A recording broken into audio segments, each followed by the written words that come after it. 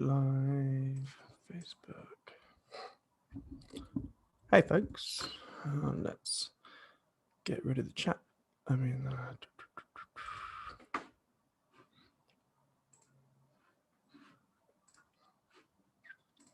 folks, let's get rid of the chat.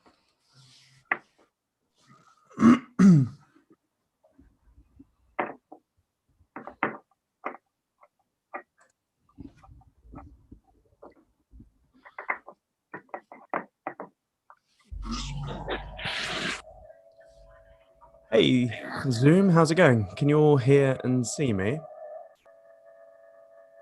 Yeah, I can hear you, Sam. Ah, hey Mike. How you doing? How's it going? Oh, YouTube is on. 1 second. Seems to be background noise. I don't know if it's me or you guys. If I mute you. Yeah, it's someone on. Cool. Tom couldn't wait for this chat. Nice. Yeah, right. So let's get my Facebook status out.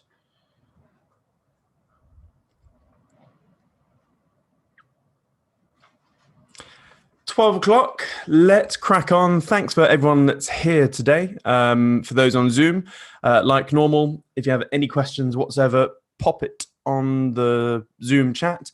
And for those on YouTube, I will come through to your questions as and when. So yeah, if you're watching this on YouTube, just pop your questions in the chat box. I will look at all of them and read them out. So this isn't really anything to do with finance or business, etc. This is a bit of a random thing. And today's session is going to be on a topic that I have zero knowledge of. Absolutely zero. So I'm going to be leaning on you folks in Zoom to unmute yourself whenever you wish, etc. So yeah, let's crack. In fact, before we do that, just want to share a little crypto thing, and then we'll get on to the main chat. Okay, so I'm just going to share my screen, and then move this over here, move your faces out of the way. Righty-tighty. Can you see my trading view? Yeah, we can. I'll just get the chat box. Okie dokie. So one of the questions that I had last week when I was doing the basic crypto tutorial, etc. And you're going to be so bored of me saying this, those who've been here for a while. For those who want to find the recordings to these live sessions and also some crypto stuff, literally all you have to do is go to YouTube, type Siam Kid, click on my channel, go to playlists. Now, there's a playlist called Wealth Generation Social Chats, Ask Me Anything. So every one of these live sessions goes in this playlist. As you can see, I've been doing this every single weekday since, I think, 1st of February. I will start petering them off. So, yeah. And so the last one was there on Friday. And then for crypto shizzle, go back to my thingy and then just look for the free crypto basics video course. And then they're all in here. And then the recent videos are all the way at the bottom. So crypto tutorial for absolute beginners 2021. Watch that if you know nothing about crypto. And if you know nothing about crypto, I cannot stress enough how important it is that you actually start learning about it. Even if you've got, only 500 quid to put into it. It doesn't matter. So so that's my general housekeeping type stuff. Now, when I was doing this session last week, Pippi, someone asked me about my sidestep. So in here somewhere, I talked about how I sidestep the market to end up getting more tokens for no money injection. And it's something I've been doing for years, and I call it sidestepping. Now, I'll give you an example of a good one and a bad one. So a good one has been Filecoin. So for example, I put $1,600 worth of, dollars into Filecoin back in the 12th of January, 2021. So effectively I got in around 21 cents, dollars. And I got 76 Filecoins. And what I then did is whenever I see a massive candlestick or the market's overextended, so here, this is what the chart looked like when I got in. It then exploded, yada, yada, yada. And then I saw this happen. The market just went nuts. And so I saw this big old candle and I thought, right, I'm going to sidestep. So I sold over here and then I bought back in at $76. And so I tend to buy in roughly 50% of that candlestick. So the high was here, the low was here, and I got back in roughly halfway. I tend not to be too greedy these days, so I probably get in sort of 40% of the move on the upper side. So in this occasion, I got filled back in at 76, and so my 76 file coins turned into 87.5 file coins, a 15% uplift, which is dandy for no extra money. And then I did it again over here, saw a massive, crazy candlestick. I was like, wow, this was something like a 50% increase or whatever. So what did? I did the same thing.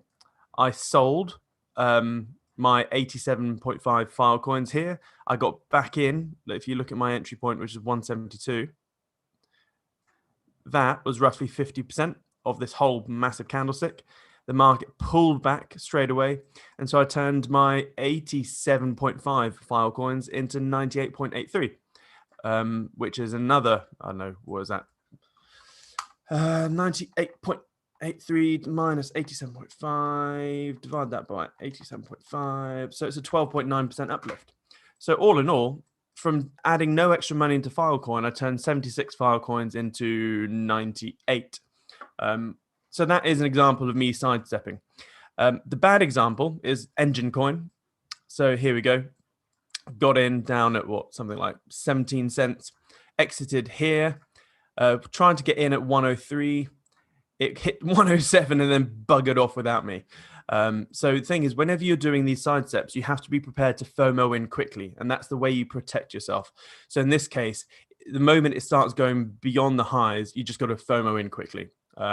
And then, yeah, you would have been in. So that's a good and bad example. And so someone asked, how exactly do I do that? Well, I thought I explained it just like what I've shown you here.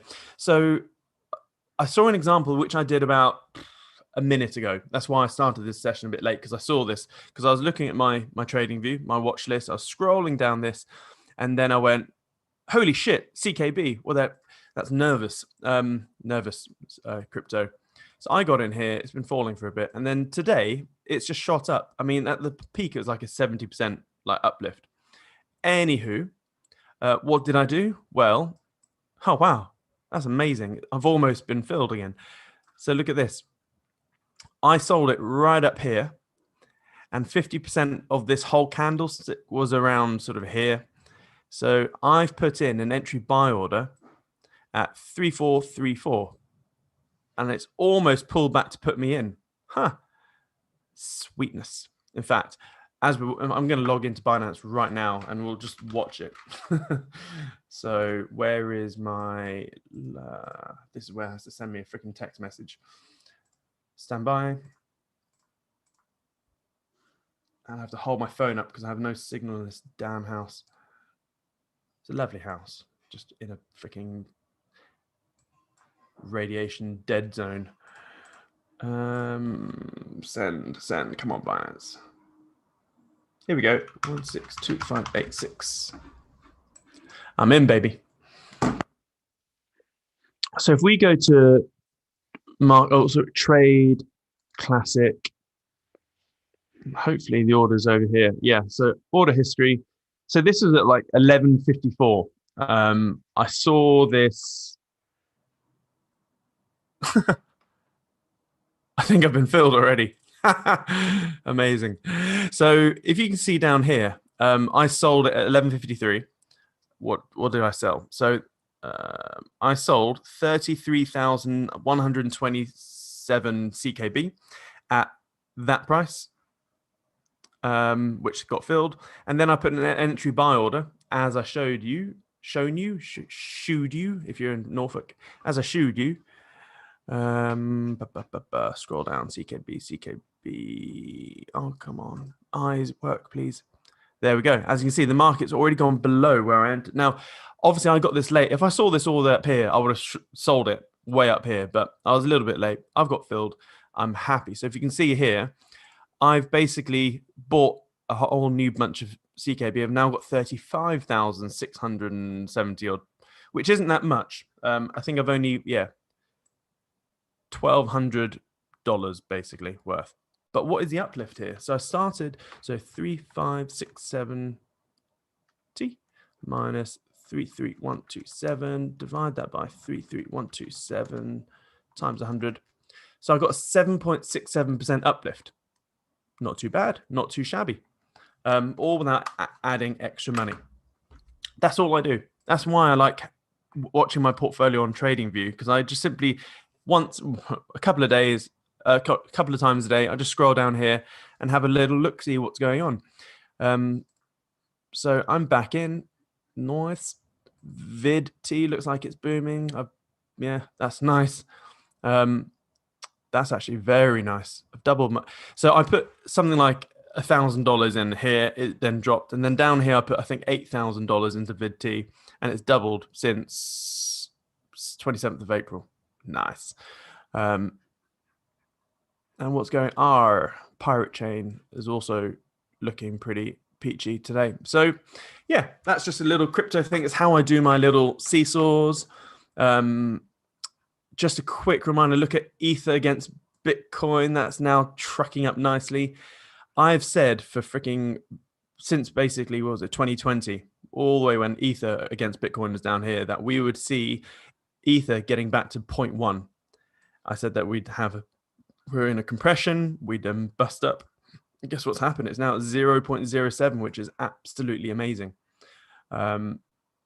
Again, one last video thingy. Simon Kidd, go back to there. You click my playlist, go to pros and thingy, crypto, scroll to the bottom, and here, if you look at this video, so this was made on the 7th of Jan this year. God, I look a state. The main reason why I'm in Ether and not Bitcoin, and it's simply because I was talking about this whole breakout situation where we'd get to 0.1, and it will happen. And I actually think we will surpass 0.1 in terms of ratio. I actually see, if you go to coin market cap, we're probably, I think definitely within 3 years, Ethereum is going to surpass Bitcoin in terms of market cap. And there's a little chunk of me that thinks by the end of this year, we could do the flippening, where Ethereum in terms of market cap trumps Bitcoin. But yeah. Anyway, let's get back to the main topic, why we're here today. I'm sure people don't really give a shit about cryptos other than me. So today, share screen. Let's go to my Facebook status. 1 second. I just want to double check it's in. Come on. Wrong one. Spot. So I just want to double check that CKB is in. Yeah, and I can't earn from it. Yeah. And here's one other thing before we skip the crypto stuff. By the way, I don't have all my cryptos in Binance, just in case you think I'm putting all my eggs in one basket. If you go to overview, you can see that in my spot account, there's not that much, because what I try and do is anything that is in Binance, I'm simply staking. So you can see there's only 1.7 Bitcoin in my spot account, but with the staking account, that's where most of it is. And the easy way, I guess a habit, is I simply go to my spot account every now and then, and I scroll down looking for these earns. And if there are, it's basically saying that there's money that you can stake. So here with EOS, in fact, here's one other sidestep example, then we'll move on. If we go to EOS, that was the other sidestep I did the other day. Sold here at 500, entry buy here, got an extra 50 EOS for nothing. And so that's my 52, an extra 52 EOS. Anyway, click earn. I prefer lock staking, you get slightly better rates. And then it shows you, okay, then you have to type it in, EOS. Here we go, right. So all the juicy ones are sold out. Well, I say juicy-ish. However, on the 30-day one, 4.69% APY. Stake now, May as well. Better than a kick in the balls. Well, it either sits in my spot account doing nothing, or I can make a little bit of yield. Estimated interest, I'll get an extra 2.12 EOS, which isn't bad. Even if the prices stay flat, it's $10, an extra $20. But if EOS does what I think it will do, it's going to be a lot more in the future. But still, that's, yeah, better than nothing. So let's just confirm purchase in. Done. Let's get rid of Binance for the moment and go back to the reason why we're here. And the reason why we're here is all about the pros and cons of emigrating. As I said, I know nothing about this, so I want to be sharing our experiences. But yesterday, I put a little post out and I said, serious question. I'm not a fan of the UK anymore. Slowly lost my love for it over the years, but I'm reluctant to leave. As our whole life is here and our kids are at school, etc. Plus, I got lots of friends that I don't want to really walk away from. I keep asking myself, why do I choose to live in the UK? But I'm stumped. I feel like one of those people who are in an abusive relationship but doesn't get out of it. What are the pros and cons of moving to Costa Rica? Now, and I was shocked. Within a day, we had 206 comments, and I've read through all of these comments. I haven't said anything or etc. But everyone has put some amazing comments. And I decided to do this live session when it hit 50 comments. I was going to read through them, read them all out. But we'll be here all day just reading everyone's reading out everyone's comments. So some of them weren't productive. A lot of them were productive. So thanks. In fact, I'm trying to get the whole thread out here. Jesus. So yeah, it's a pretty cool thread, actually. There's lots of info that you can, definitely do it. In fact, Kate Johnson, finally. So Kate and Lee Johnson are good friends of mine, business buddies. And they've been traveling around the world for a good number of years, and they've actually just settled down in France. And I've got some other good friends, Lucinda Dawes, and she has been world schooling and traveling around the world, and just it's made me slightly not envious. Yeah, I guess envious in a way that there's I've sat in Norwich most of my life, haven't really left. Norwich is a fine city; it has everything that we need, pretty much. But before anyone jumps to conclusions, so Daphne said, maybe you should look at countries where there are tax benefits. And my instant response to that is not fuss, and I'm not doing this, or I'm not thinking about this for tax reasons, just way of life and surroundings, etc. Perth looks amazing, but Australia has major drawbacks. Don't really want to go into the drawbacks at the moment in this session. But the reason being is I've got a friend who has just sold his house in Australia. And this sort of I've had this feeling for a while now, for a long while. And I guess my mate selling his house in Australia has prompted it. So he's just sold his house for 1.2 million Australian dollars, which is, I don't know, 675K. 1, 2, 3, 4, 5. Odd to GBP. What is that? 670K. Now he lives in Perth. I think Dunsborough, is that in Perth? Obviously Dunsborough is in Dunsborough. Australia. I don't know my geography in Australia.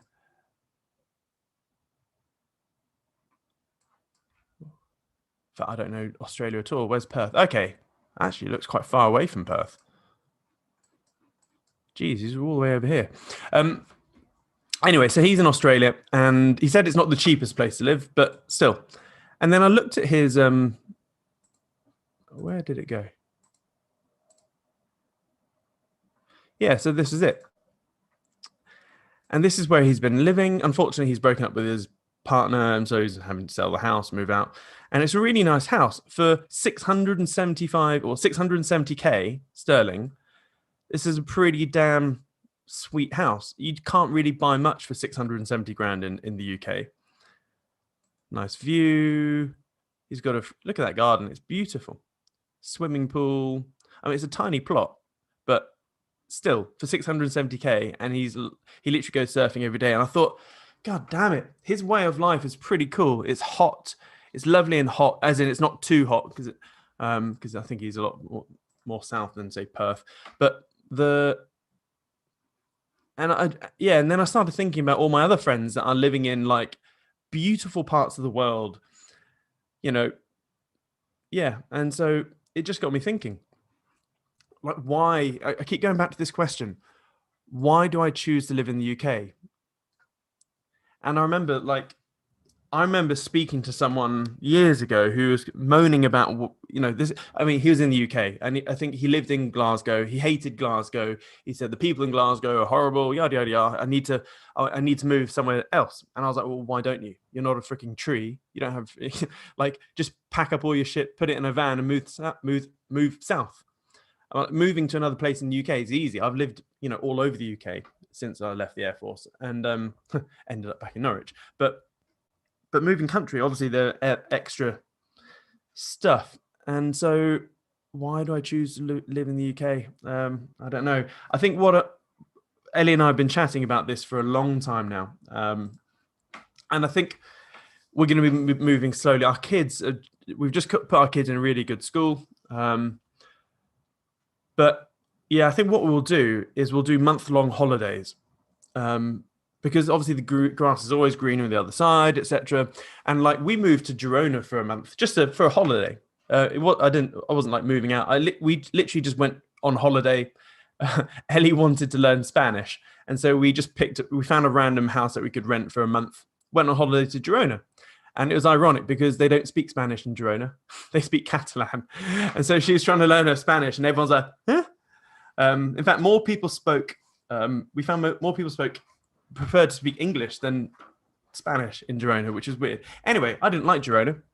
Looked nice on all the pictures and everything, but after a month, I was like, yeah, I want Norwich back. So I'm aware that the grass is always greener on the other side, etc. And so, yeah, I think what we're going to do, we're going to take this slowly and just take month-long holidays. So what I'm going to read out, I want to hand it over to you now, because you don't know what you don't know, and I don't know anything in this space. So I'm just going to read through the questions. So Anita lived in New Zealand for 17 years. Nice. In fact, just quickly, Anita, do you mind unmuting yourself? Why did you move back to the UK? Hello.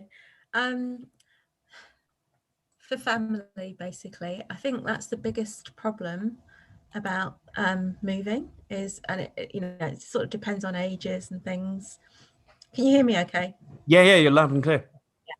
So when we moved, I was 32. We had a baby, and then my husband was the same age, and we went and set up a business in Auckland. We were fortunate that we had my mum's sister there, so she became like a substitute grandparent to our kids. We had a second child while we were there. But the main reason we moved back was my husband got ill with various things, and he's an only child. And every time he got sick and got hospitalised, his elderly parents wanted to rush out to New Zealand to see him. And that became a real issue. So, and I missed my parents. And so that was the main reason. It wasn't for any other reason. It was just family. It's always family, I think, is a problem. Yeah. Bloody family getting in the way of your fun. Yeah. When we moved, we thought we'd be there forever, and it was great, but yeah, family ties. Fair enough. Okay, thank you. So what was it like? What's the weather like in New Zealand? It's good. It depends where you live. We lived in Auckland, so it was nice. It was it never snowed there. The winters were you'd wear a jacket in winter, but and the summers were nice. I don't like the weather in Australia. It's too hot. Yeah. And every animal wants to eat you. Yeah. So the weather was great in Auckland. Okay, cool. Thank you. So that's handy. Sorry, Tom, I missed your question. It said, should we not be sidestepping Ada and B&B at the moment? No, look at the candlesticks. They're not that big. They're not that big at all. Just nice, orderly movement upwards. Sam said, I'm not... sorry. do. So I'm just going to skip to the emigration questions. 1 second. So Joanna, I've been to Perth in 1986. Beautiful, but so far away. Yeah, it's like it's the most remote city on the planet, which is one of like apparently Perth would be one of the best places to live if there was global contagion, Ebola outbreak, or zombie apocalypse or something like that. Because the nearest city I think is Bali. So, but yeah. And apparently, from what I just reading that thread, obviously everyone's perception of things are different. So someone said Perth is very up their own arse, very rich, show, all that sort of stuff, and everything hangs on the oil sort of industry. Well, no, not oil, the mining industry. But this is interesting. So whenever you're reading or hearing someone's opinion on something, you have to just treat it as data, pure, like a single data point, because you can have a whole bunch of people saying contrary things about the same place. I'm sure I could find a whole bunch of people that hate Norwich, whereas some people like me that love Norwich. Yeah, so everyone's circumstances are different. And also, like, I wouldn't be getting a job wherever I go because I would simply just, I was analyzing. So someone said, what are you running away from, Simon? And the thing is, I'm not running away from anything. And I've analyzed like our lifestyle since 2020 lockdowns, etc., or even now we're sort of somewhat coming back out. My habits haven't really changed. I spend 99% of my life in this office. That's all I do. All my businesses are pretty much online. I don't need a venue or an office. I've got Float Norwich, but I'm going to sell that soon. But and I was looking at how many miles I drive. Like I do probably 1 mile a week, if that. So I don't need, yeah. And so I think I could live anywhere and not really be that affected. I don't need the city. I actually got ejected from the Disney store yesterday in the shopping mall. Like, I hate shopping. Anyway, that's another topic altogether. But yeah. And so, I was looking at Costa Rica, and one of the things, there's some amazing houses in Costa Rica. And it's just beautiful. I've got a friend that lives in Costa Rica, and he swears by it.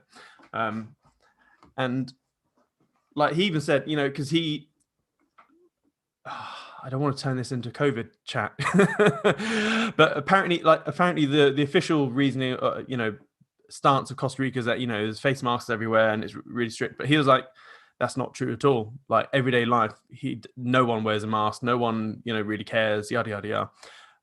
But one of the drawbacks I've seen so far of Costa Rica is that like you're pretty much in the jungle on a lot of the nice places, unless you then move to, just outside a city.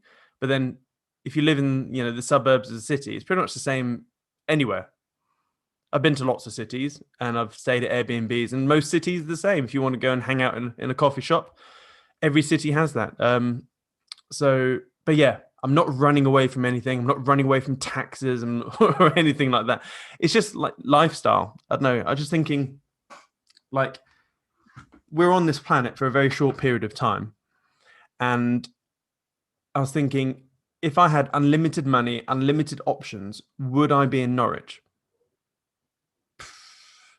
And the answer I keep coming to, the UK, full stop. The answer is no. Like, I'm not a billionaire or whatever, but I have the means to pretty much, I could live anywhere on the planet in a nice house and, do all right. And I was like, well, why don't I move to a nice place with nice weather, with a beach outside the window? I don't know. What's everyone's thought? Does anyone want to unmute themselves and share their 2 cents? Failing that, I will keep going down the thread. If you do want to unmute yourself, just do it and just talk and I'll shut up. Hey, Simon, how are you doing? Oh, hey, David. Good, yeah. I've been to Australia 5 times. I love it. I love Australia. Been in New York 5 times and many, many places. I love to go to places, but I also love to come back.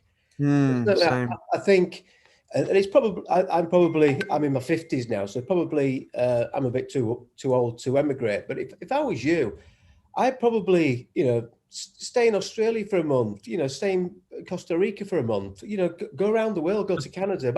My best friend. That's what we're going to do. Yeah, my best friend lives in Australia. He went out, worked there for a year, and he loved it. He just wanted to emigrate. Before that, he knew he wanted to leave the UK. I think he tried Canada, but it was too cold. Fortunately, Australia ticked the box. So yeah, so that's the way to do it. If you've got the means, internet all around the world, a month here, 2 months there, and especially if you're flexible, if you think, right, okay, well, we'll just stay for another month. If you stay for 3 months, 4 months, 5 months, then you might stay forever. But yeah, that's definitely the way to do it. Yeah, I think so. Yeah, it's just a schooling thing at the moment. Yeah, we want to like increase the split testing, and spend. But the thing is, with the kids at school, like we can only do it over the summer holidays, and I think it's going to take forever unless we just take the kids out of school and officially homeschool them and then go traveling like my friends did. You I think could get private tuition, couldn't you? Wherever you go, if you're going somewhere for a month, then there's always temps. So I'm sure you could advertise, go to agencies, and get homeschooling for a month. And if you did that in different countries, then that would be amazing for the children. Yeah, it would. And it is weird because like traveling or emigrating always comes with the other topic that's attached to it, which is schooling for your kids. And it's weird. I've met a lot of homeschooled kids or world schooled kids, and I've met a lot of non-world. And I think I don't know. I don't have enough data, but I've seen a large majority of homeschooled kids that don't have the same social interaction skills or the emotional EQ as some schooled kids, if that makes sense. I mean, does anyone have any experience of that? Like one of my qualms, or not qualms, or concerns would be that if I homeschooled them, like they wouldn't be playing and interacting with kids, etc., on a daily basis. And you learn loads as a kid by playing with other kids and getting into fights and arguments, and it's all part of growing. And I know I've met a lot of sheltered homeschooled kids who are very odd, but it's not because they're odd by nature. It's just because of their nurture, I guess. And I don't want to deprive my kids of social interactions with lots of other kids and teachers and all that sort of stuff. I mean, anyone have any thoughts on that? I homeschool my kids. I think that's a big myth, Sam.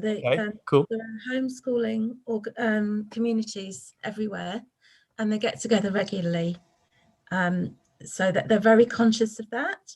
And homeschooling groups have, they do sports, they do all sorts of things together on a regular basis. And kids, especially kids your age, they just find friends in the park. Anyway, they're at that age when they will just play with anyone, won't they? So true, but surely there's an age where a child needs to form deeper roots in friendships, if that makes sense. So I can imagine, yeah. So at the moment, our kids are young, and it doesn't really matter. But like I've got friends who I've formed, from the age of sort of 7 and 8, who I still talk to, who are my best friends. I'm an only child, but they're like my brothers. I'll do anything for them. And so one of my concerns is if I sort of homeschooled them or world schooled them, like literally if I just drag them from country to country, they wouldn't ever get those deep things. I mean, so Tara's got a hand up. Can you unmute yourself, Tara? I mean, Tara and Anita, what are your thoughts on all that? Okay. Can you hear me okay? Yeah, loud and clear. Yeah, cool. I mean, I don't homeschool, but I suppose where I come from is just thinking in terms of what you're struggling with. And I think it's just really more about the decision, because it's a really big decision, and taking decisions are tough sometimes. So for somebody who makes all kinds of decisions which are very data led, this is quite a different type of decision for someone like you to make. But you can still use the same approach, I think, which is all about, okay, any decision comes with risk, because you're not going to have, you can consult with everybody individually, and you can just get consult stuff. But ultimately, you are the person who can make you're the only person who can actually make the right decision for you. So it comes down to having the courage to make what is a huge decision, because it affects every aspect of your life, not just your life, but your kids' life, your wife, everybody. So those kind of decisions are not the easiest to make because you're just throwing everything up. So the approach that I would suggest for you personally is just think about what, how to mitigate the risk, all the kinds of strategies that you use to make the right decisions, to make good informed decisions.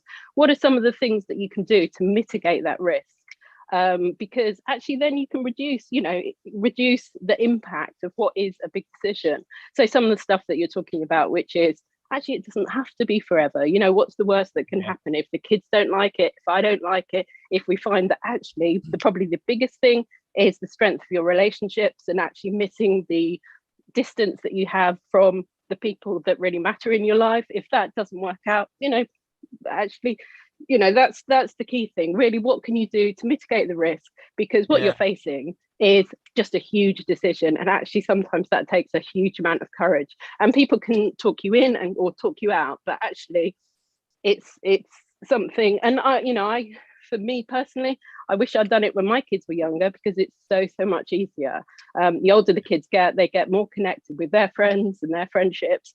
And, the moment is lost, the window is lost. So I would say for someone like you, it's although it feels like a big decision, it's actually much easier to make now when you're in your 30s. Yeah. And I think because they're only 3 and 4 years old, I think we'll just do lots of month-long holidays in different countries. We're aiming to try and fly out to Costa Rica this summer. So don't know. Yeah. Just see what I would personally, for me, if I was making a decision, if I was in your shoes, I would say go for it because you really have nothing to lose. Because what's the worst thing that can happen? You get on a plane and you come back. You either take the approach that you're buying a single ticket to somewhere and you have to just buy the return. But that's the worst that can happen. But don't get stuck in the consult. Even just the Dunsborough, it's not, I know Dunsborough, it's not even in Perth. It's some people can talk about Perth and talk you into Perth, some people can talk you out, but actually sometimes you have to do what's right by you and your family. And and also thank you, Tara, that's spot on. I completely agree. In fact, everyone's spoken so far, I completely agree. And the other thing is that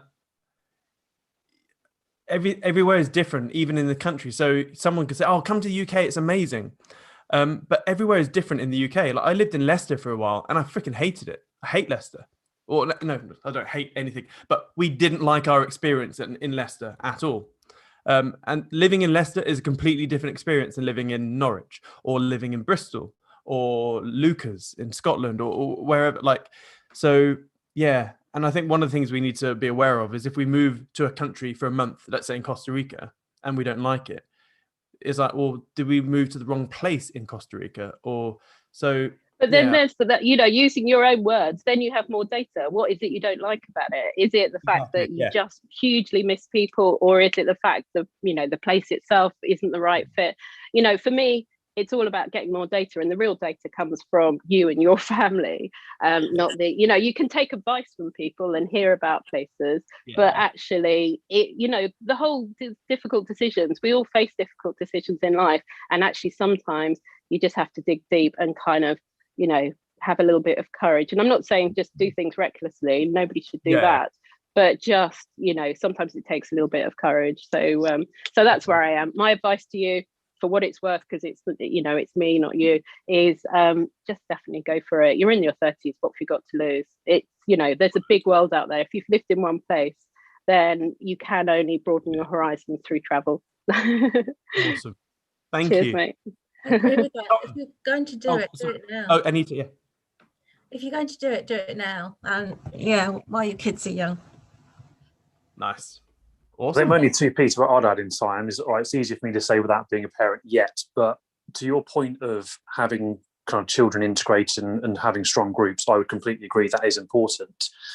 But that would actually be my driving force for doing something on a more rapid timescale. So rather than doing, kind of one month holiday or even 2 1 month holiday per year, I'd almost go traveling for a year, have the children homeschooled for a year with the aim of finding somewhere you want to then place yourself after that year so they can then be enrolled in the school the year after, for example. Yeah, that's a good point. because otherwise, if you're taking them in and out all the time, it's quite unsettling for them as well, I would have thought. Whereas if you can kind of go, right, kids, you're going to have an exciting year or even 2 years traveling around, doing a bit of homeschooling, but then at the time they're just a little bit older, where I would say it's even more important they start building those friendships. It's no different if you're moving from Norwich to, I don't know, Liverpool or Oxford. You know, kids move schools all the time, but it's actually having the certainty that they're going to be in that place indefinitely. So they actually make the effort of integrating with other groups and stuff, rather than kind of being in one school for 3 months and being in another school for 3 months and things like that. That's so true. And also, like, I've got another sort of element that I need to tie into this, is my schooling system, as in the school that I want to set up in the UK, just to get the skeleton set up, as in the pure MVP, minimum viable product. The OPEX is 25 grand a month. And that's like skimping on a whole bunch of stuff. And so setting up a new school in the UK is a freaking ball ache. Like the amount of hoops you have to jump through, necessary hoops, you know, it's things, you know, all of the, but and I was looking, just cursory glance, looking at other countries, how to set up schools, and there's way less hoops. And so, yeah, I don't know. So yeah, cheers, Tom. Much appreciated. Mike said, I'm seriously looking at at USA. US of A. My income now is all in dollars, so the exchange rate will be taken out of the equation. But the main thing is my lifestyle, which revolves around flying, building aircraft, and golf. Oh man, we're like the same people.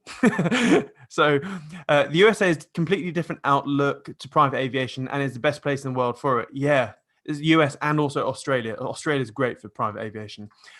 Ideally, I would one day live on an air park. Yes, that's exactly what I want. With private runway where I can keep the airplane in the garage, probably Arizona, where it's flying golf weather every day, looking at Stella Air Park in Phoenix.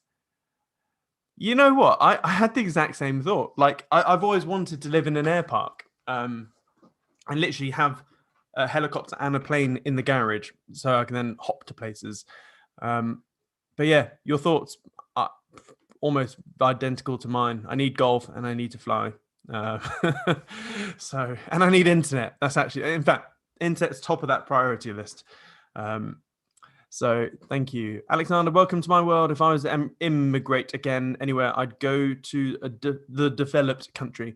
There are things that would open up for you after you live in the country for longer than 1 year. Generally, poor countries are very corrupt and dangerous for your life. Yeah, fair one. Yeah, there's a stark difference to, say, going to Somalia than the UK. But regarding the corruptness, like, what you'll actually find is that the more sophisticated and developed a country is, the more corrupt it is. However, what happens is corruption becomes on a higher level. It's more sophisticated corruption to the point where it's legal. Like, if you look at the most corrupt systems on the planet, like the banking system, it's legal. So what happens in more developed countries is that lobbying is one of the biggest industries on the planet. And so when something illegal, when there are corporations that want illegal things to become illegal, they spend billions of dollars in lobbying to make it legal. So there's huge corruptions out there, like the central banking cartel. That is like the biggest scam on the planet. It's a legal thing. So having things which are legal doesn't mean it's correct or wrong. But yeah, what you'll find is that more developed a country, the more corruption it is. You just can't see it unless you follow the numbers like I do. Whereas, yeah, developing countries, like, corruption is very low level corruption. It's like they stop you in your car, pay me $200 to go, that sort of stuff. Anyway, Bijan, I think it's great for your children as they gain new experiences beyond classroom, which is super important. I went to private school in London from 4 to 18, and it was a pretty one-dimensional life, which didn't leave me well prepared for the university or job market. Same experience here, mate. Living in different countries ensures that your children see life from different perspectives, gaining different languages, which can help them in the job market. My kids are not going into the job market, but yeah, I get it. Making different friends and learning more about how the world works. In fact, retrace from that, my kids can do whatever the hell they want. I'm not going to force them into anything, but yeah. So yeah, but I'm sure they probably won't. Anyway, they can develop more and get used. Yeah, I agree. Cool. In fact, does anyone want to unmute themselves and share? I think it would be pretty boring if I read out all of these comments. I think you guys can read the comments. So,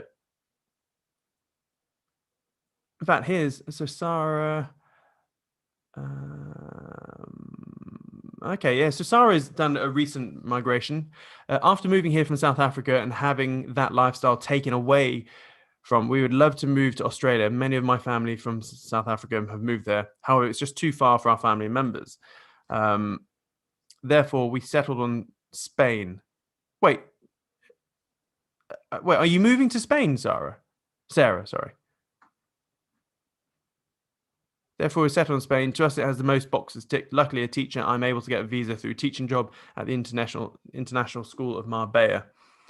Ah, nice. Wait, so Sarah, are you in Spain right now? In fact, she's gone. Is she here? No, she's not. Ah, fair enough. Marbella. I once holidayed in Torremolinos, which is like a stone's throw away from Marbella. Don't go to Torremolinos unless you're 70 years old or more. It is where I think English old people go to have. It's like the Shagaloof for old people.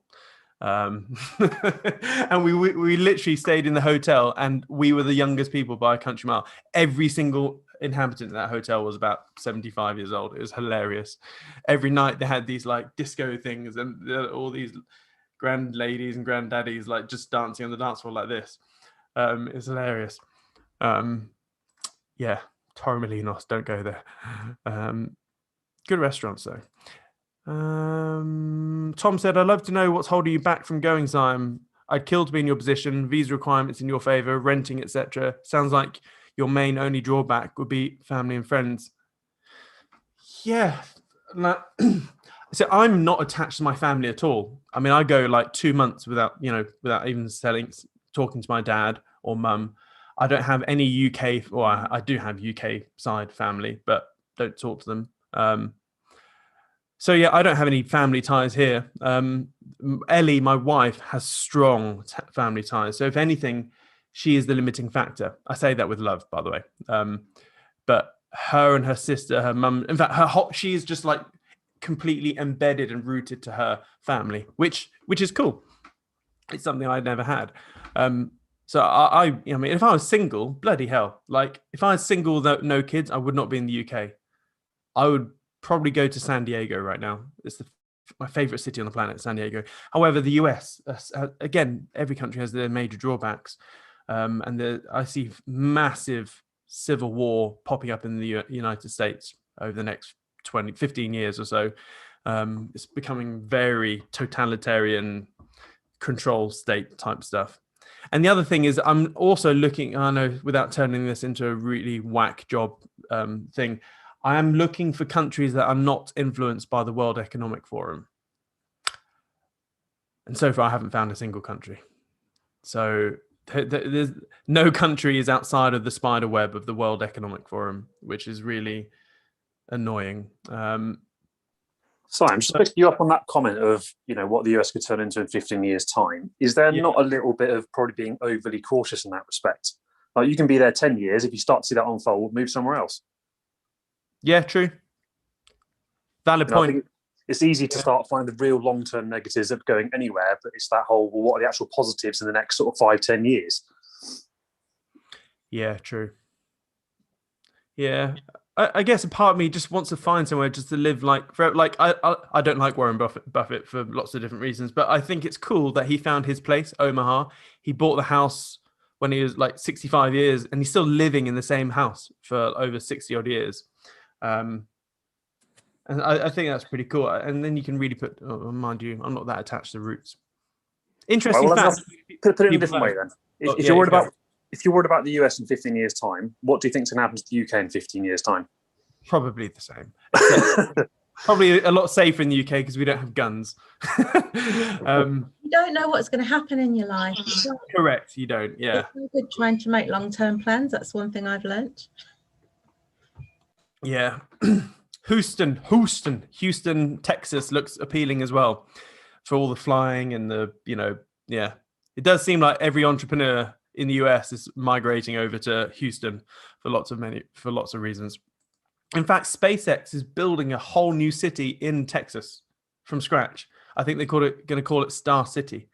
That'd be pretty cool. So, Bijan, of course, you need to factor in COVID restrictions. Some states, and by the way, I actually quite like guns, so it would be cool to have my own gun range in my house. Yeah. Anyway, so of course, you need to factor in COVID restrictions. Some states in Australia have gone into lockdown over 1 to 2 cases. Canada seems like prime Soviet Union now. Yeah, I know. US, Florida, Texas seem very normal and low taxation, but a little pricey. Although you could get you could get offset with those extra costs from reduction of CGT. Yeah.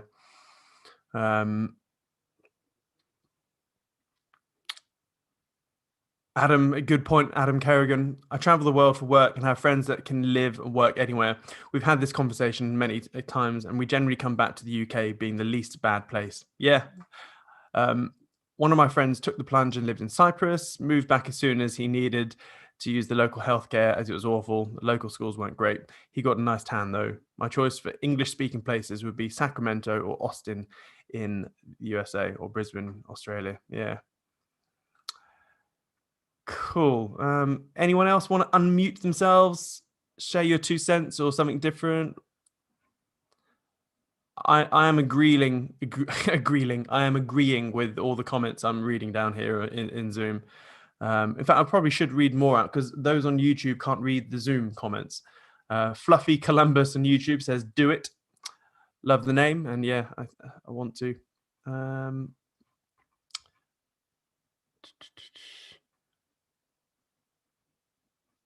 Sorry. Okay, Richard. Okay, cool. Richard Ingle, who is epic at Age of Empires, by the way, absolutely dicks on all of us. So we moved to Melbourne before we had kids out of a desire to do something different and get some new experiences. Much easier to do when just us. Had a great time. First kid born soon after arriving, and it was really a nice place. Wife got homesick, and we found harder to make friends with other new parents, less parent groups, and so on.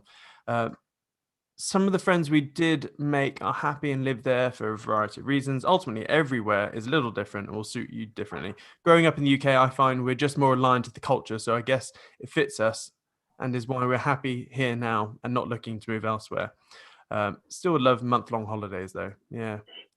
By the way, I'm not unhappy in the UK. Just to get that across, like I would happily live in Norwich all my life. Like I'm not unhappy. I'm just trying to think, am I utilizing my tiny time on this planet in the most efficient and maximizing way, if that makes sense? You don't know what you don't know, and I'm just thinking, yeah. So Trade Oliver says ISA, SIPs, spread betting makes it hard to leave the UK. Nah, not at all. Not at all.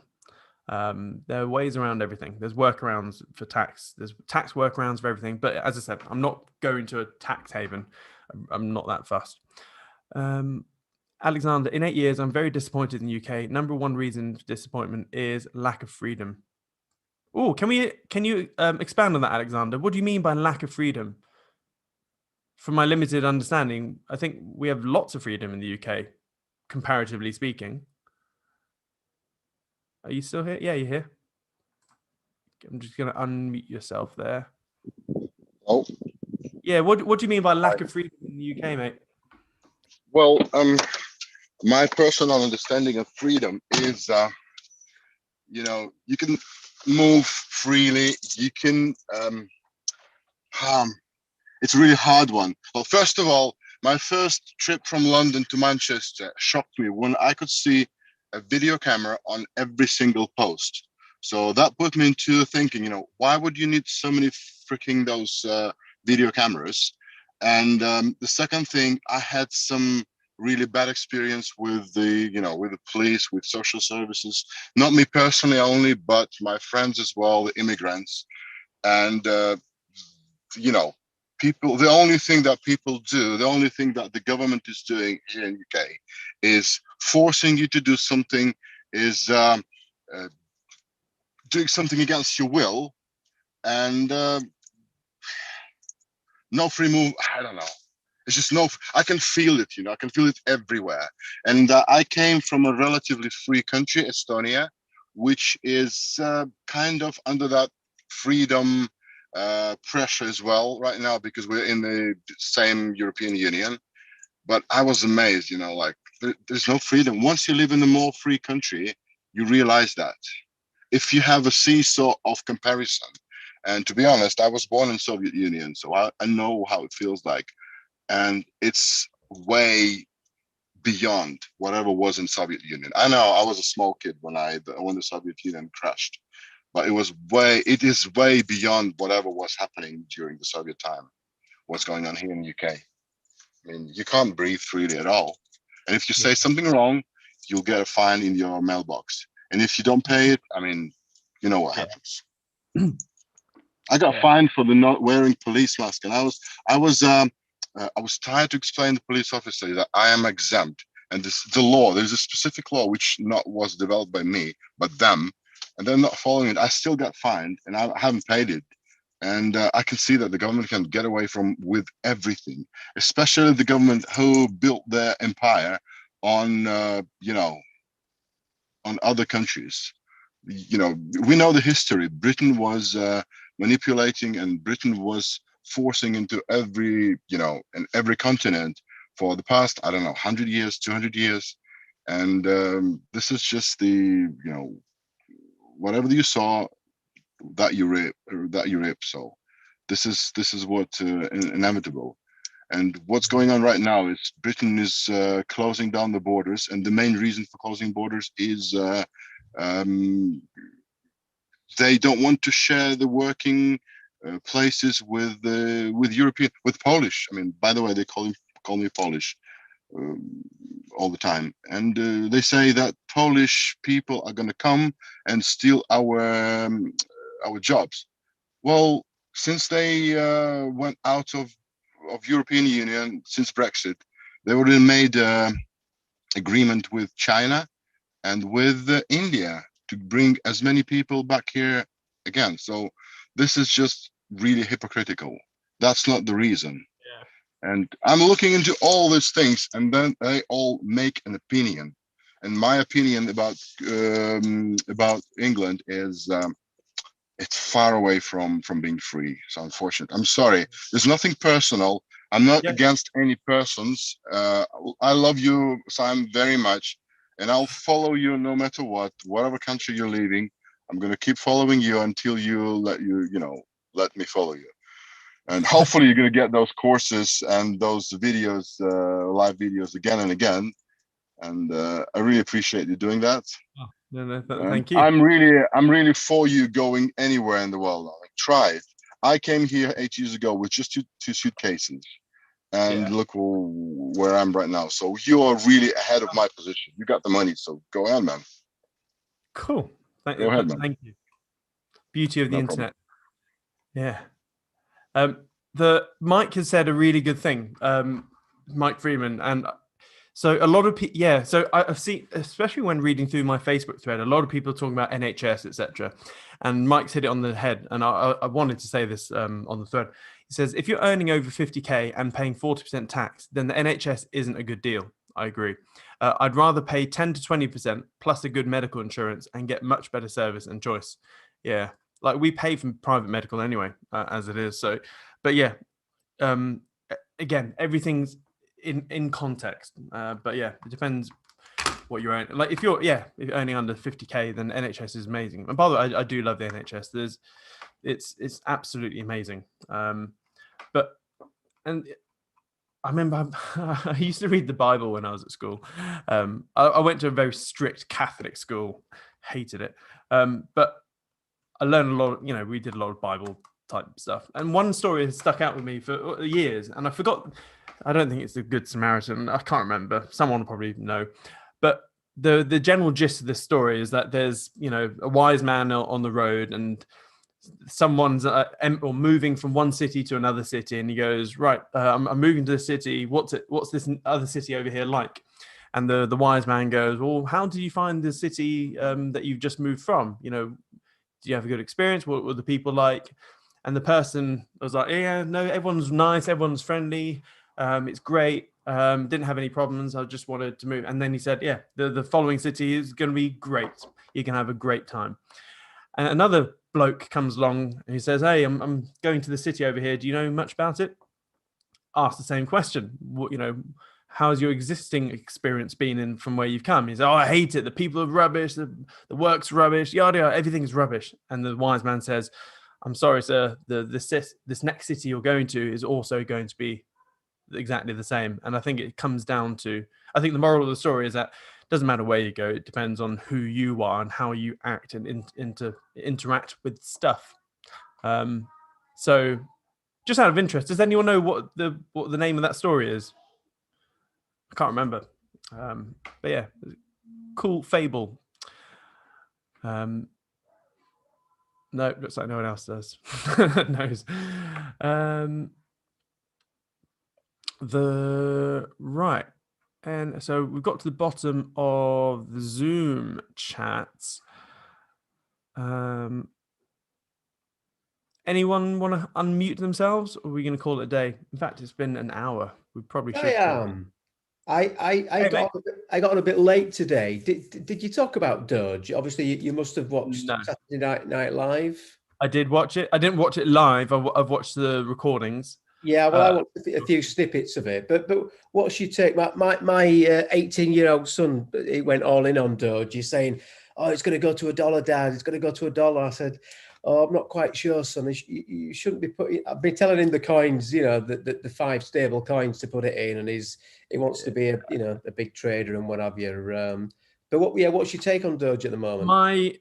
So I'm always looking at this from a trader point of view. I'm aware, like with trading and investing, there's so many different things you can do, and the hype play is a valid play. You get into coins where there's going to be hype, and you ride the hype. GameStop, Doge, SafeMoon, all these sort of stuff. But then I start looking at the tokenomics because, what I do, I look at the trading the tokenomics aspect. And when you look at Doge, it's no different than the US dollar, so there's no max supply. The distribution per year is 5 billion Doge per year. So 5 billion Doge coins are chucked into the Doge system every single year. What is that per 1 second? 5, 1, 2, 3, 4, 5, 6, 7, 8, 9. That's 5 billion. Divide that per 365. So every single day, there are 13.69 million Doge being pumped into the system. So that is an inflationary type sort of distribution curve. And so in terms of those tokenomics, it's pretty crap. And then you just go to CoinMarketCap. CoinMarketCap, I'll just share my screen. And then we have a look at this. So, oh, wrong one, over here. So Doge is ridiculous. It's on the 4th place on CoinMarketCap in terms of total market cap. It's got $66.2 billion. I mean, it's bigger than some freaking banks. It's insane. Now, we're sat at 50 cents right now. And I hold my hands up. I never expected Doge to get to $66 billion market cap. Like, I remember making a video a few months ago saying, at best, I could see Doge hitting maybe $25-30 billion, but not this far, not this high, this soon. But just look at it. If we're looking at $1 Doge, that means we need another $66 billion to flow into this space. $66 billion. That's a lot of money.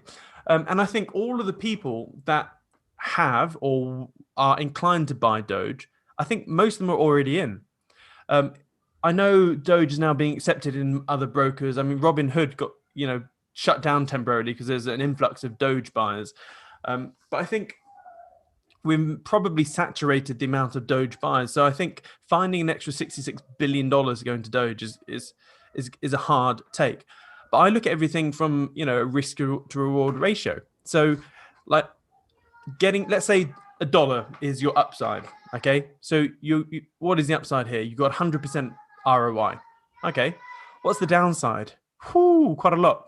Looking at the Doge chart right now, this is, just looking on the weekly chart, a lot of people are too, they're hovering around, like the 1 hour chart or less, and they go, oh yeah, that's good up. But to get perspective of stuff, look at things on the weekly chart. What is that? That's like pretty much a vertical line. there's going to be a retrace. And so buying Doge at 50 cents, to me, from a pure trading, from my background, is not a good call. It's a pathetic risk to reward ratio, because we could easily drop back down to 10 cents easily. Whereas the upside is only, potentially $1, so 100%. And there are much better trades out there. There are way better trades out there. And this is why I think if you look at my portfolio, the chunk of my money are in strong blue chip cryptos, because the risk of collapse is very low. I mean, what is the risk of Cardano collapsing? Very low. Same with Bitcoin. So not that I own any Bitcoin, but like Doge doesn't do anything either. Whereas all the others like Cardano will be doing stuff. Like all of Africa is tentatively looking at the Cardano network for identity services and stuff like that. So yeah, it's an interesting one. I'd rather put my money elsewhere. So I don't actually own any Doge. I was really happy making $14,000 profit when I got out at 14 cents. Yes, I've, screwed up because I could have rode it higher. I could have been sitting on 50, 70K of profit. But at the end of the day, I just stick to my things, as in my methods. It's just Doge is very similar to the shit coins of the dollar and the pound. Like when you look at any fiat currency, what is the max supply? Well, it's unlimited. They can print whenever they want, and they are. So like I'm actually compiling a new thing at the moment. I'm just downloading a whole bunch of historical data from stuff. Look at this, 2020, the US dollar. Don't worry, this is going to be completely out of context, by the way, but I'm still going through the numbers, looking for patterns. But in 2020, the US increased its currency supply by 25%. 25.75% is freaking insane. And so basically, if your investments didn't make 25.75% last year, you lost money. Now, I know you're like, I'm in the UK, dollar has no effect on me. It does. You have to look at the dollar. Whatever the dollar does, the pound is also doing. I'm pretty sure if I looked at, the M2 pound supply, it'll be, 20, 25% as well. And so and so I think this trend, I mean, when you look at, M2, it's still going nuts. And so this year, we're probably going to post another 20-25% growth in currency supply. So what am I talking about? I'm going off now. We've gone off from your Doge question. This is another thing altogether. Anyway, Doge is no joy for me, mate. Just money's better elsewhere. So, for example, I think the market capitalization, I think you explained it really well. And as a pretty new to this, as I said the other day, repetition is the mother of skill. So I know from what you sort of teach, it's not the way to go. But I just love it when you confirm it with things like the market capitalization. Yeah. I mean, finding an extra $66 billion, I mean, it's going to be incredibly tough. However, like, for example, I don't know if Simon Platt is still watching this on YouTube. I think last week he mentioned Pirate Chain. I think it was Simon or someone else. It was like, what are your thoughts on Pirate Chain? And I looked at it, and it looks like a pretty cool privacy coin. Now, I was looking at so part of my Kryptonian portfolio is to have privacy coin exposure. So my privacy coin exposure consisted of Zcash, which I got in at $97. It's now $300, or sorry, $305, which is great. And Monero, which I got in at $157, and that's now $475. So both done very well. However, I'd like to have more than 2 coins for an exposure. And he came up with Pirate Chain. I checked out Pirate Chain. Actually looked promising. So what did I do? I put $8,000 in Pirate Chain down here at $8.39. And guess what? Pirate Chain's, let's get back to the daily chart. That looks a bit weird. Pirate Chain's gone nice so far. It's now $12.40. And so when looking at the upside, the risk reward ratio, I mean, getting into Pirate Chain is infinitely better in terms of risk to reward than say Doge. Whereas Doge is just a hype. What did you use for that? Sorry? What exchange did you use? Because it's not on. Annoyingly, I had to set up a trade ogre thing. So I get this a lot. So I'm just going to cover it again because, as I said, repetition is the mother of learning. If you ever want to figure out where to buy something, go to coinmarketcap.com and type in whatever you would look. So I know I said pirate chain. So just type in pirate chain. Here we go. Click market and it'll show you where you can buy it. So most of the volumes on Trade Ogre, which is like a privacy type exchange, it's not too bad. It's not the best. But yeah, so for me, the play with pirate chain, so all I did is I siphoned off something like $5,000 profit from Monero and Zcash because they're both like 3x easily. Where is it? So here's Monero. Where did I get in? Down at 150. Yeah. So both these are 3x. So I just took $5,000 out of each of them, and I think I put something like $8,000 or $10,000 into pirate chain, and so I didn't actually put any more money in. I just simply rebalanced, and so now I've got 3 cryptos. Whereas pirate chain actually has more of a chance to do a bit more growth than Monero, etc. Because I mean, it's only got a $1.5 billion market cap. And so if it pulls off some of the stuff that it says it's going to do in its white paper, then yeah, it's got some upside. And if it gets picked up by a main exchange, it's got even more upside. So yeah.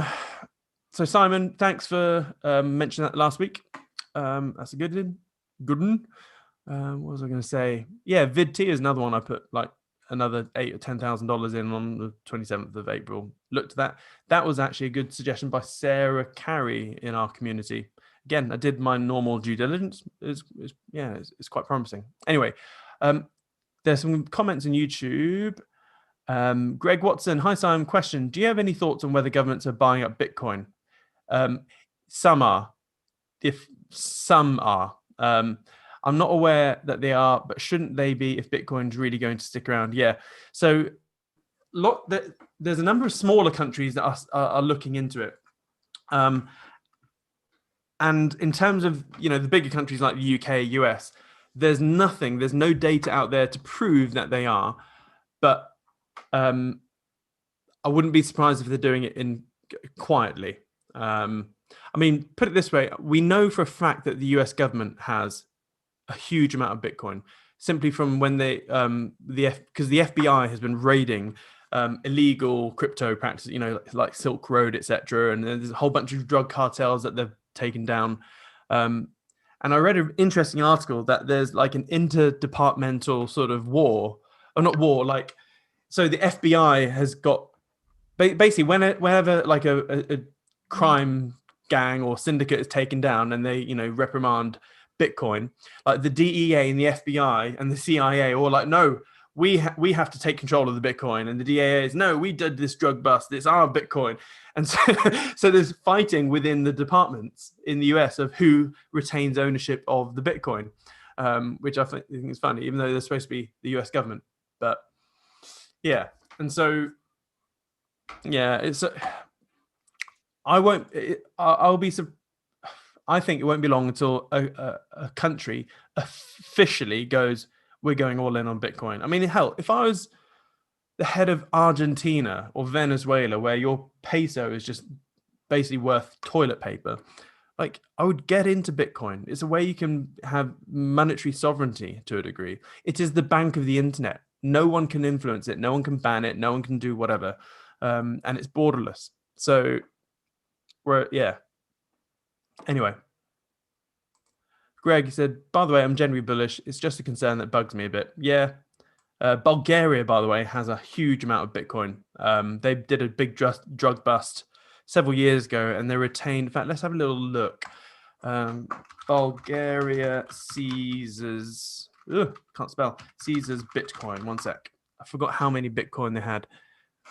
Bulgarian government. So when was this? This was 2021. Okay. Bulgarian government stated it owns. Holy shit. That's more than I thought. So Bulgaria has 213,519 Bitcoin valued approximately 18% of its national debt, seized from a criminal network. Let's just do the math on that. What is Bitcoin right now? That's way more than I thought. $58,000. So let's just get my calculator up here. So let's call it $58,000 times, what was it? 213,519. 213,519. 213. Oh my God, I can't type. Bulgaria has $12.38 billion worth of Bitcoin. They're going to be a major player in the Bitcoin scene. They better not sell. I mean, like, remember, one of the reasons why I'm in crypto is to basically amass as much BTC as I can. Although I don't have Bitcoin right now, I'm looking at the bigger picture. What is the medium-term picture? Well, the medium-term picture, if stock to flow carries on being as accurate as it has been, is that in the 2025 bull market, and by the end of that, we should see Bitcoin at around $1 million. So this is it. Like, everyone's thinking, oh my God, this rally is crazy. Well, yeah, it's not bad, but this is nothing compared to the bull market of 2025.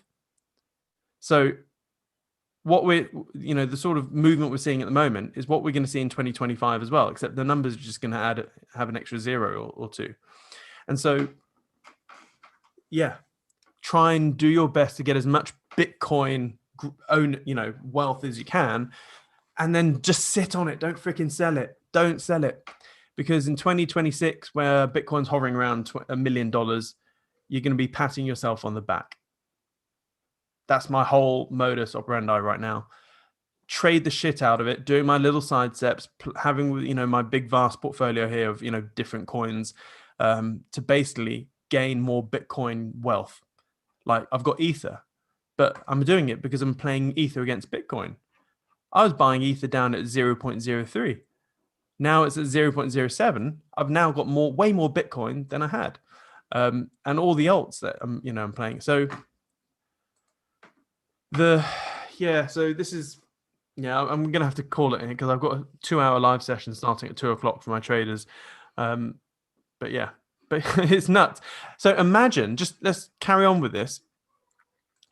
Imagine it gets to 2026 and Bulgaria still has 213,000 Bitcoin and it's $1 million. So $1 million times 213,519. They're going to own, $213 billion worth of crypto. That's insane. 5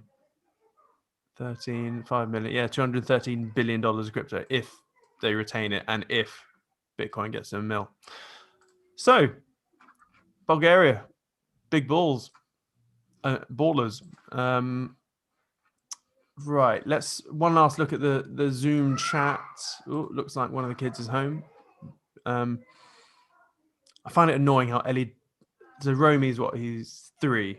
He's in nursery, but she's insisting on him doing half days. I'm like, no, I want him to do more. But yeah, so he's back home now. Right. Looking at the chat box, Alex says it's a meme. Memes die fast. Yeah. Jamie, did everyone move from Doge to Shiba Inu coin? Maybe. I don't know. I've got some Kishu, which is the same, but yeah. Oh, by the way, my Safe Moon has doubled. Woohoo! I bought Safe Moon a week or so ago, and it's now doubled. I pulled out. I didn't have the balls to put $25,000 into it. I only put $2,000 in. But hey, again, the risk to reward ratio analysis just couldn't warrant putting $25,000 in a shit coin. I just couldn't do it.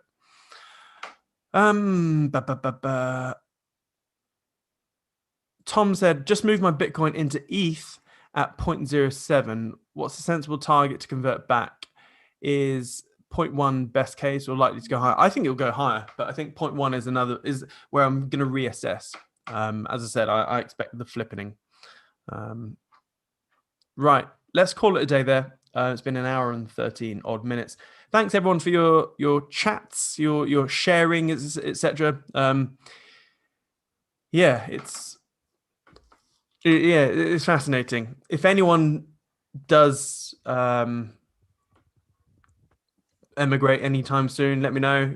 It'll be interesting to see what you're doing, what you're not doing, etc. But right, I will see you soon. And like always, please in future try and get onto the Zoom chats. I know there's people, 35 watching YouTube. I post the Zoom link on my Facebook page. Sorry, my Facebook profile, folks. I think everyone can access that. So right, toodles.